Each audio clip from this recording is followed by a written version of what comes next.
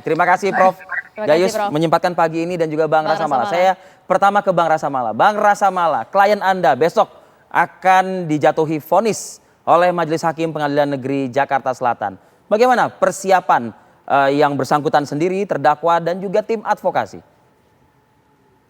Ya, kalau persiapan tidak ada persiapan khusus ya, hanya istirahat yang cukup, makan yang sehat supaya bisa mendengarkan putusan dengan baik gitu. Tetapi prinsipnya begini, memang proses ini kan pada akhirnya dari semua perdebatan yang terjadi antara penasihat hukum dengan jaksa penuntut umum, dengan menilai fakta-fakta dan bukti-bukti, pada akhirnya kita akan sampai pada agenda putusan ini untuk mengakhiri perdebatan tersebut. Jadi memang agenda ini adalah puncaknya dari semua proses tersebut. Nah, tentu harapannya, apalagi sekarang kita tahu semua tekanan begitu besar terhadap persidangan ini, di bagian akhir juga terhadap hakim dalam mempertimbangkan dan menyusun putusannya. Ada banyak pihak sekarang yang menekan untuk bagaimana supaya putusan ini dihukum seberat-beratnya, pokoknya yang paling berat tanpa memperdulikan, mempertimbangkan semua fakta dan bukti dari persidangan, bahkan sudah disebut ini harus hukumannya mati begitu. Jadi ini dalam situasi yang betul-betul full pressure gitu. Jadi harapannya tentu dalam situasi yang demikian majelis hakim tetap bisa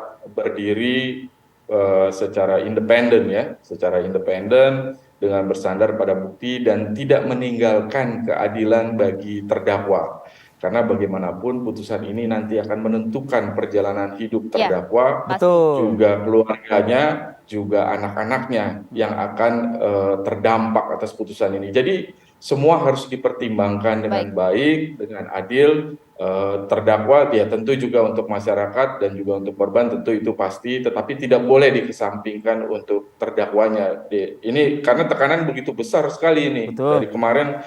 Ya henti-hentinya semua pihak untuk mencoba mempengaruhi bagaimana hakim untuk memutus terkait dengan hukuman pada terdakwa.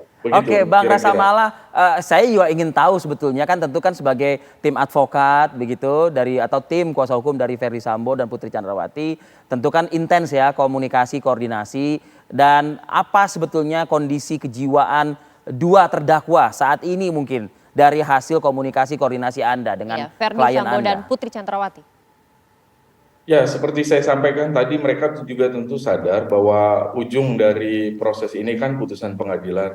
Pada dasarnya baik Pak Ferdy Sambo maupun Bu Putri merasa bahwa mereka sudah menyampaikan semua fakta yang mereka ketahui itu di persidangan. Tentu setelah mereka menyampaikan itu, mereka juga sudah menyampaikan aspek-aspek apa yang meringankan menurut perspektif mereka ya.